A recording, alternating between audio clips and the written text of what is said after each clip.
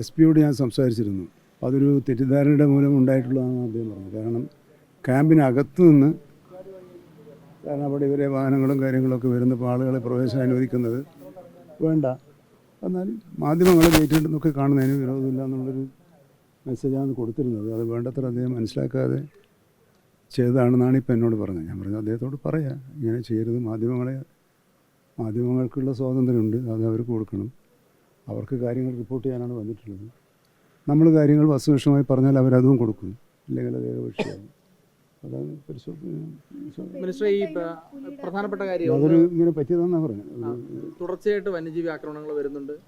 ഇപ്പോൾ ഒരു സ്ത്രീയെ കൊലപ്പെടുത്തുന്ന സാഹചര്യം വന്നിരിക്കുന്നു. ഇപ്പോൾ ഏറ്റവും ഒടുവിൽ പെരുന്തട്ടയിൽ വന്യജീവി ആക്രമണം വന്നിരിക്കുകയാണ്. അങ്ങനെ ഒരു ഇഷ്യൂ നിലനിൽക്കുന്നുണ്ടെങ്കിൽ ഉണ്ടപ്പോൾ പോലും അങ്ങ് ഒരു ഫാഷൻ ഷോയിൽ പങ്കെടുക്കുകയും അതിൽ പാട്ട് പാടുകയും ചെയ്തിട്ടുണ്ട്. അത് ശരിയായ നടപടിയല്ല എന്നുള്ള വിമർശനമാണ് ഇപ്പോൾ വരുന്നത്. ഈ പാട്ട് പാടിയത് ശരിയോ തെറ്റോ എന്നുള്ളത് എനിക്കറിയില്ല. പക്ഷേ നമ്മൾ ദൈനംദിന ജീവിതത്തിൽ ഒരുപാട് പ്രശ്നങ്ങളുമായിട്ട് ബന്ധപ്പെടുന്നുണ്ട്. അപ്പോൾ അതിൽ ബന്ധപ്പെട്ട ഒരു ഐറ്റമാണത്. നമ്മൾ ഇനിയിപ്പോൾ നമ്മൾ റിപ്പബ്ലിക് ദിനം ആഘോഷിച്ചത്, അപ്പം അത് ഓരോന്നിൻ്റെ പ്രാധാന്യമുണ്ട്. എന്നാൽ നിങ്ങളുടെ ഒരു വിമർശനം കേട്ടപ്പോൾ എനിക്ക് തോന്നി ഞാൻ കുറച്ച് ശ്രദ്ധിക്കേണ്ടതായിരുന്നു എന്ന് തോന്നി, അത്രയേ ഉള്ളൂ. പഞ്ചാരക്കുടിയിൽ കടുവ സ്ഥിരീകരിച്ചിട്ടുണ്ടോ? ഇല്ല, സ്ഥിരീകരിച്ചില്ല. കാരണം ഇത്തരം ഘട്ടങ്ങളിൽ പിന്നെ ഒരു അശ്രദ്ധേൻ്റെ അടുത്ത് ഉണ്ടായോ എന്ന് നിങ്ങളൊരു വിമർശനം കേട്ടപ്പോൾ ഞാൻ മേലാൽ ശ്രദ്ധിക്കാം. കാരണം ഇപ്പം ഞാനിപ്പോൾ ഇവിടെ വന്നത് കടുവാകരി, ഇപ്പം ഇത്രയും നേരത്തെ നമ്മൾ ആഘോഷ പരിപാടിയിലാണ് പങ്കെടുത്തത്. ഇപ്പം നമ്മൾ പോകുന്ന ആഘോഷ പരിപാടിയിലല്ല.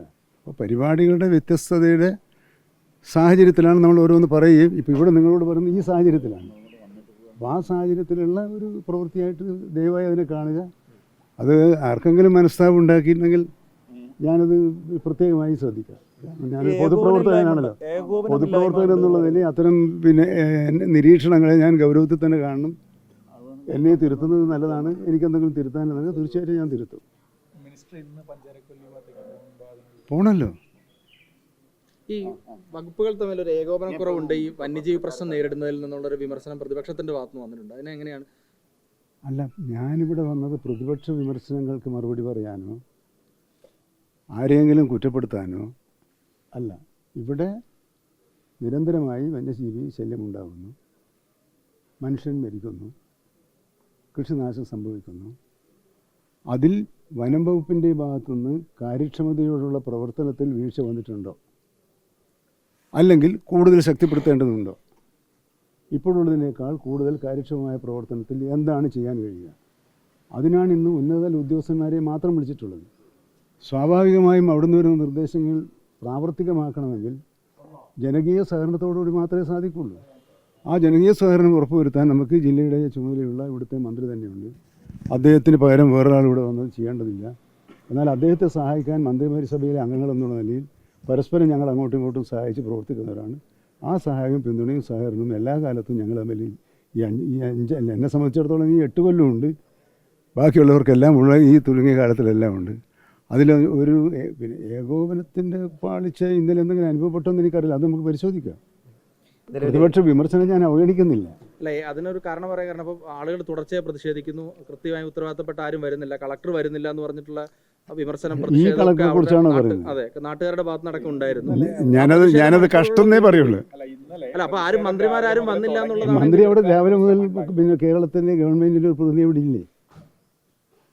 OR കേളു എന്ന് പറയുന്ന മാന്യ സുഹൃത്ത് കേരളത്തിലെ ഗവൺമെൻറ്റിലെ ക്യാബിനറ്റിലെ എൻ്റെ സഹപ്രവർത്തകനാണ്, ഒരു പ്രതിനിധിയാണ്.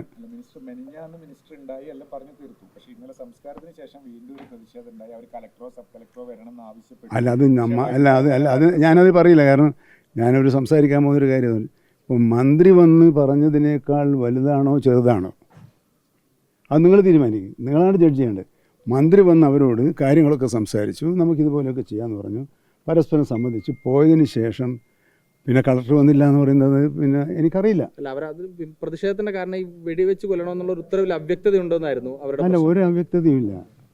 അവ്യക്തം എന്ന് പറഞ്ഞാൽ അതിൻ്റെ ഒരു പ്രൊസീജിയറുണ്ട്. ആ പ്രൊസീജിയർ പാലിച്ച് ചെയ്യണമെന്ന് പറയുന്നത് നാളെ നമ്മുടെ നാട്ടിൽ ഏതെങ്കിലും ഒരാൾ ഒരു പെറ്റീഷൻ ഹൈക്കോടതിയിലോ സുപ്രീം കോടതിയിലോ കേന്ദ്ര പിന്നെ ദേശീയ ടൈഗർ റിസർവ് ബോർഡിന് പരാതി കൊടുത്തു കഴിഞ്ഞാൽ അതിൻ്റെ അടിസ്ഥാനത്തിൽ പിന്നെ അന്വേഷണം വരുമ്പോൾ ഉദ്യോഗസ്ഥന്മാരെ ഉത്തരം പറഞ്ഞു. ഇപ്പം നമ്മൾ മധ്യപ്രദേശിലാണെന്ന് തോന്നുന്നു. ഒരു DFO ഇപ്പോഴും 15 കൊല്ലമായി കോടതിക്ക് പിന്മേൽ ഇങ്ങനെ ഒരു ഉത്തരവ് കൊടുത്തതിൻ്റെ അടിസ്ഥാനത്തിൽ.